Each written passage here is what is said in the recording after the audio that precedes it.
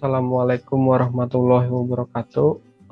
Pada kesempatan kali ini, saya akan menjelaskan terkait proses manufaktur plastik. Sebelumnya, perkenalkan, nama saya Nurfadil Ahmad Hudayanto dari TI 22C Universitas Buana Perjuangan Karawang. Ya, di sini poin pembahasan yang akan saya bahas. Pertama, ada bagaimana proses pembuatan plastik yang meliputi proses manufaktur ekstruksi, kemudian cetakan injeksi, cetakan tiup atau blow molding, pembentukan thermal atau termotermal, kemudian ada cetakan kompresi, kemudian ada cetakan rotasi dan cetakan 3D atau biasa kita sebut 3D printing. Kemudian tantangan terkait proses pembuatan plastik. Oke. Bagaimana pembuatan plastik? Ya, jadi pembuatan plastik adalah proses mengubah bahan mentah menjadi produk plastik yang berguna. Prosesnya melibatkan beberapa tahapan, masing-masing dengan prosedur dan teknik uniknya sendiri. Secara umum, pembuatan plastik itu sebagai berikut ya. Pertama, persiapan bahan. Langkah pertama dalam pembuatan plastik adalah persiapan bahan. Bahan baku yang digunakan dalam pembuatan plastik adalah petrokimia, seperti etilen dan propilena. Bahan bakunya harus dibersihkan dan diolah sebelum dapat digunakan untuk membuat plastik. Proses ini melibatkan pemisahan kotoran dan pemurnian bahan mentah. Kemudian ada polimerisasi. Setelah bahan mentah disiapkan, bahan tersebut mengalami polimerisasi, itu proses pengubah molekul kecil menjadi polimer rantai panjang. Polimerisasi dicapai dengan memanaskan bahan mentah dengan adanya katalis yang membantu menghubungkan molekul menjadi rantai. Bahan yang dihasilkan berupa resin yang digunakan sebagai bahan dasar pembuatan plastik. Kemudian aditif. Setelah polimerisasi, aditif dicampur dengan resin untuk memberikan sifat yang diinginkan pada plastik. Aditif dapat mencakup warna, stabilisator, pemelastis, dan bahan lain yang mengubah sifat fisik dan kimia plastik. Kemudian ada molding, proses membentuk plastik menjadi bentuk yang diinginkan. Ada beberapa cetakan, ya, diantaranya pencetakan injeksi, pencetakan tiup, dan thermoforming. Pencetakan injeksi melibatkan penyuntikan plastik cair ke dalam cetakan, lalu mendingin dan mengeras. Kemudian ada blow molding, menggunakan tekanan udara untuk membentuk plastik cair menjadi berbentuk berongga. Kemudian thermoforming melibatkan pemanasan lembaran plastik hingga lentur dan kemudian membentuknya di atas cetakan. Dan terakhir finishing. Tahap akhir dari pembuatan plastik adalah finishing. Hal ini melibatkan pembuangan bahan berlebih dari produk cetakan dan menambahkan sentuhan akhir seperti pelabelan, pengemasan produk jadi, kemudian siap untuk didistribusikan. Kemudian ada macam-macam proses manufaktur plastik. Yang pertama, ekstruksi. Ekstruksi adalah proses manufaktur yang umum digunakan dalam pembuatan plastik. Dalam proses ini, suatu material dilebur dan kemudian dipaksa melewati cetakan untuk menciptakan bentuk kontinu dengan penampang tetap. Proses ini digunakan untuk membuat berbagai macam produk plastik, termasuk pipa, tabung, lembaran, film, dan profil. Di sini ada gambarnya, itu ya di situ contohnya adalah perpipaan ya. Untuk langkah-langkah manufaktur ekstrusi ini, pertama ada persiapan bahan, kemudian ada pengumpanan bahan yang telah disiapkan, kemudian dimasukkan ke dalam extruder melalui hopper. Extruder adalah mesin yang memanaskan dan melelehkan bahan plastik. Kemudian peleburan dan pencampuran. Di dalam extruder, bahan plastik dipanaskan dicampurkan menggunakan mekanisme skrup. Panas dan tekanan menyebabkan bahan meleleh dan menjadi homogen. Pembentukan. Plastik cair dipaksa melewati cetakan sehingga menghasilkan bentuk yang diinginkan. Kemudian ada pendinginan. Plastik yang diekstruksi kemudian didinginkan menggunakan penangas air atau sistem pendingin udara. Ini memperkuat plastik dan memastikannya mempertahankan bentuk yang diinginkan. Kemudian pemotongan atau penyelesaian. Plastik yang diekstruksi kemudian dipotong sesuai panjang yang diinginkan dan menjalani proses penyelesaian apapun seperti pemolesan atau pelapisan. Oke, di sini lanjut ada proses manufaktur cetakan injeksi. Cetakan injeksi atau inject molding adalah proses manufaktur populer yang digunakan dalam produksi produk plastik. Dalam proses ini, bahan plastik dicairkan kemudian disuntikkan ke dalam cetakan dengan tekanan tinggi. Setelah plastik mendingin dan mengeras, plastik dikeluarkan dari cetakan sehingga menghasilkan produk jadi.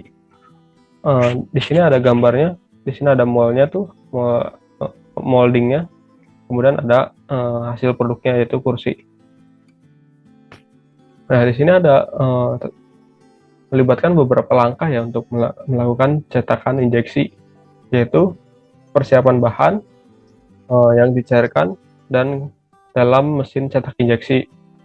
Kemudian injeksi plastik yang meleleh disuntikkan ke dalam rongga cetakan di bawah tekanan tinggi. Cetakan biasanya terbuat dari dua bagian yang disatukan untuk menciptakan bentuk produk yang diinginkan. Dalam hal ini molding ya, mold upper dan mold lower. Kemudian ada pendinginan, bahan plastik dibiarkan mendingin dan mengeras dalam cetakan. Dan kemudian ada ejeksi, setelah plastik mengeras, cetakan dibuka dan produk jadi dikeluarkan. Kemudian ada penyelesaian atau finishing. Produk mungkin mengalami proses penyelesaian tambahan seperti memotong kelebihan plastik atau mengaplikasikan pelapis. Selanjutnya ada cetakan tiup atau blow molding. Adalah proses manufaktur yang digunakan dalam pembuatan plastik untuk menghasilkan komponen plastik berongga seperti botol, wadah, dan tangki. Prosesnya melibatkan peluburan resin plastik dan membentuknya menjadi tabung berongga atau parison yang kemudian digelembungkan menggunakan udara bertekanan tinggi hingga membentuk cetakan. Nah, di sini ada gambarnya ya, seperti gambar di sini, yaitu contohnya botol sabun dan botol oli. Nah, proses blow molding melibatkan beberapa langkah. Pertama, persiapan bahan. Pelet resin plastik dikeringkan terlebih dahulu, kemudian dicairkan dalam extruder. Kemudian ada membentuk parison. Plastik cair diekstruksi melalui cetakan untuk membentuk bentuk seperti tabung yang disebut parison. Ketiga, ada cetakan. Parison kemudian ditempatkan ke dalam cetakan yang biasanya terdiri dari dua bagian. Cetakan ditutup di sekeliling parison dan udara bertekanan berhembuskan ke dalam parison, menyebabkannya mengembang dan berbentuk cetakan. Kemudian ada pendinginan. Plastik kemudian dibiarkan dingin dan mengeras di dalam cetakan. Dan terakhir ejeksi, setelah plastik mengeras, cetakan dibuka dan produk jadi dikeluarkan dari cetakan. Ya. Selanjutnya ada pembentukan thermal.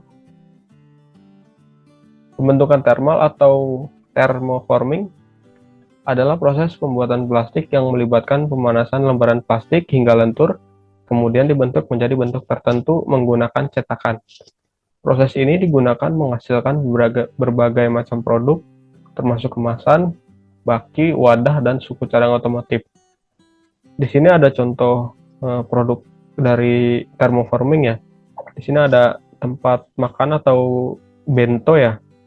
Nah, ini menggunakan proses thermoforming, yaitu lembaran plastik yang dipanaskan kemudian dipres menggunakan mold atau dice. Nah, di sini ada langkah-langkah untuk melakukan proses thermoforming. Yang pertama, persiapan bahan. Lembaran plastik dibuat dengan memanaskannya sampai suhu tertentu. Lembaran plastik dapat dibuat dari berbagai macam bahan seperti polistiren, polipropilen, dan PET. Kedua, pembentukan. Lembaran plastik yang dipanaskan kemudian masuk dalam cetakan atau dice ya, yang bisa terbuat dari aluminium atau bahan lainnya. Cetakan dirancang untuk menciptakan bentuk produk akhir yang diinginkan. Kemudian ada proses pendinginan. Plastik yang terbentuk kemudian dibiarkan dingin dan mengeras di dalam cetakan. Dan terakhir, pemangkasan. Produk yang kemudian dipangkas untuk menghilangkan sisa plastik dan menghasilkan tepian yang bersih.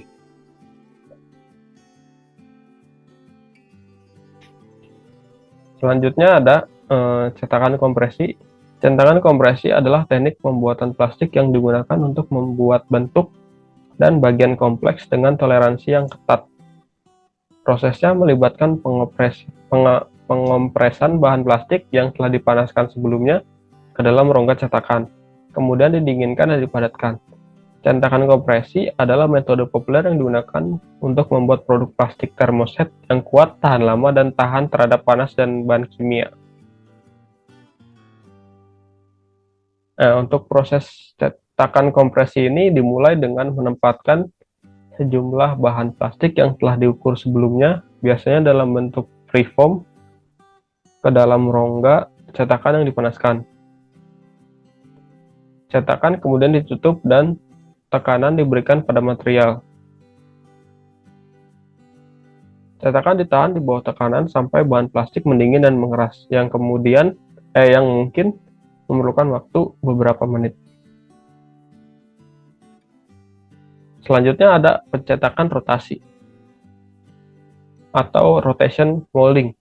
Adalah teknik pembuatan plastik yang digunakan untuk membuat bagian plastik berongga seperti tangki, wadah, dan peralatan bermain. Prosesnya melibatkan memutar cetakan di sekitar 2 sumbu tegak lurus, sementara bahan plastik ditambahkan ke dalam cetakan dan dipanaskan hingga membentuk lapisan padat.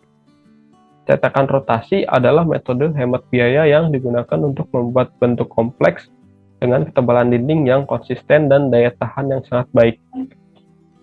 Di sini ada contohnya ya. Contohnya itu di sini ada toren atau penampung air ya, dan tong sampah,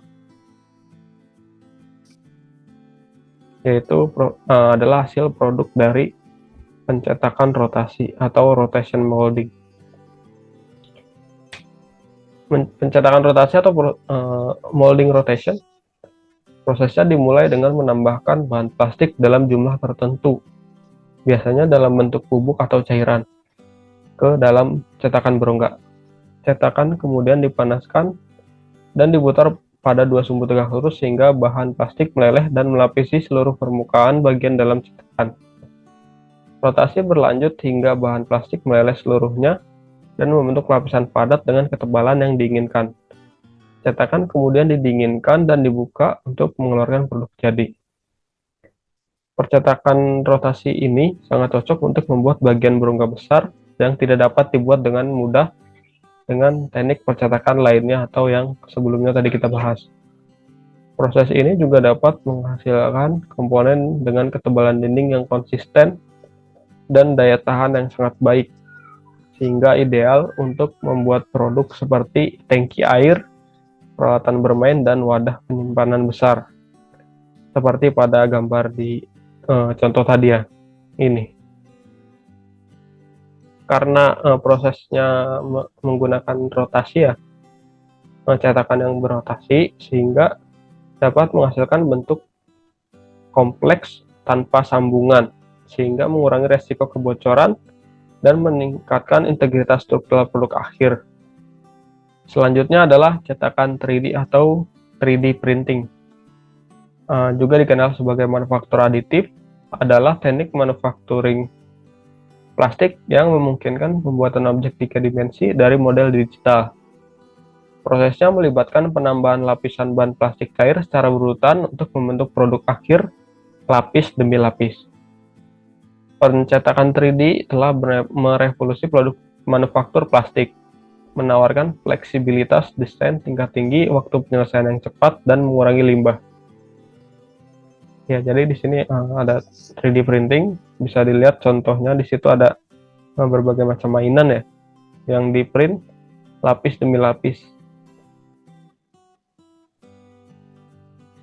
Adapun proses pencetakan 3D dimulai dengan model digital, yaitu menggunakan perangkat lunak Computer Aided Design atau CAD atau pemindaian 3D.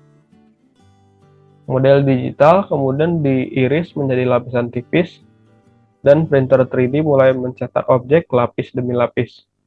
Printer menyimpan bahan yang meleleh ke platform pembuatan atau ke lapisan yang telah dicetak sebelumnya, sehingga menciptakan objek 3 dimensi. Pencetakan 3 dimensi menawarkan beberapa manfaat untuk pembuatan plastik. Pertama, memungkinkan terciptanya bentuk dan geometri kompleks yang sulit atau tidak mungkin diproduksi dengan metode manufaktur yang sebelumnya atau masih tradisional ya. Kedua, metode ini menawarkan waktu penyelesaian yang lebih cepat dan mengurangi biaya berkakas dibanding dengan metode manufaktur yang sebelumnya dibahas. Yang ketiga, mengurangi limbah material karena pada proses ini hanya menggunakan material yang diperlukan untuk memproduksi sebuah objek. Setelah dijelaskan proses manufacturing plastik sebelumnya, semua proses tersebut melakukan finishing. Nah, finishing di sini adalah proses dalam pembuatan plastik yang melibatkan penerapan perlakuan tambahan atau modifikasi pada permukaan produk plastik untuk meningkatkan penampilan atau kinerjanya.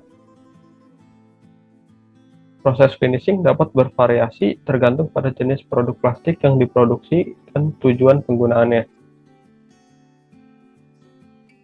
Nah, di sini ada beberapa proses finishing yang umum dalam pembuatan plastik, yaitu pemangkasan.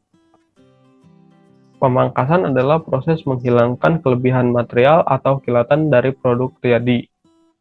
Proses ini dilakukan setelah produk dibentuk menggunakan proses seperti pencetakan injeksi, pencalekan tium, atau thermoforming. Ya, atau dalam istilah industri, menghilangkan sisa-sisa cetakan atau disebut bari. Kemudian ada proses pengecatan atau pelapisan. Pengecatan atau pelapisan adalah proses yang dapat digunakan untuk menyempurnakan tampilan produk plastik atau memberikan pelindungan tambahan dari lingkungan. Produk dapat dicat menggunakan berbagai metode, termasuk pengecatan semprot, pelapisan celup, atau pelapisan elektrostatis. Kemudian ada pencetakan, yaitu proses yang digunakan untuk menerapkan grafis, logo, atau desain lainnya pada produk plastik. Hal ini dicapai dengan menggunakan teknik seperti sablon, pencetakan digital, atau pencetakan PAD. Yang keempat ada perawatan permukaan. Perawatan permukaan adalah proses yang digunakan untuk memodifikasi sifat produk permukaan produk plastik. Misalnya, perawatan permukaan dapat digunakan untuk membuat produk plastik lebih tahan terhadap goresan atau untuk meningkatkan sifat adhesinya. Nah, di sini biasanya digunakan pada produk bodi mobil atau bodi motor ya. Jadi sehingga si bodi mobil tersebut tahan terhadap goresan. Kemudian yang kelima, perakitan. Perakitan adalah proses yang digunakan untuk menggabungkan beberapa komponen plastik menjadi satu untuk menghasilkan produk jadi. Hal ini dicapai dengan menggunakan teknik seperti pengelasan atau melting, perekat, atau pengencang mekanis atau biasa disebut scrub. Proses finishing merupakan bagian penting dalam pembuatan plastik yang karena dapat meningkatkan fungsionalitas, daya tahan, dan estetika dalam sebuah produk plastik. Dengan menerapkan proses finishing yang tepat, produsen dapat menciptakan produk plastik yang memenuhi persyaratan desain atau kinerja tertentu. Kemudian setelah proses finishing, ada juga proses quality control atau pengendalian kualitas, yaitu merupakan aspek penting dalam pembuatan plastik untuk memastikan bahwa produk akhir memenuhi standar dan spesifikasi yang disyaratkan. Berikut beberapa langkah pengendalian kualitas yang umum digunakan dalam produksi plastik. Pertama, pemeriksaan bahan baku. Pemeriksaan bahan baku ini dilakukan untuk memastikan bahwa bahan baku yang digunakan pada produk ini sudah sesuai atau memenuhi standar dan spesifikasi yang disyaratkan. Kemudian yang kedua, pemantauan proses.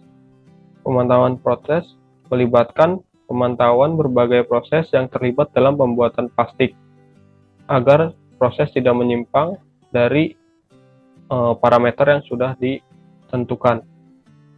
Kemudian ada pengujian. Pengujian adalah pengujian produk plastik untuk memastikan bahwa produk tersebut memenuhi spesifikasi yang disyaratkan seperti kekuatan tarik, perpanjangan, ketahanan benturan, dan konsistensi tampilan atau konsistensi warna ya.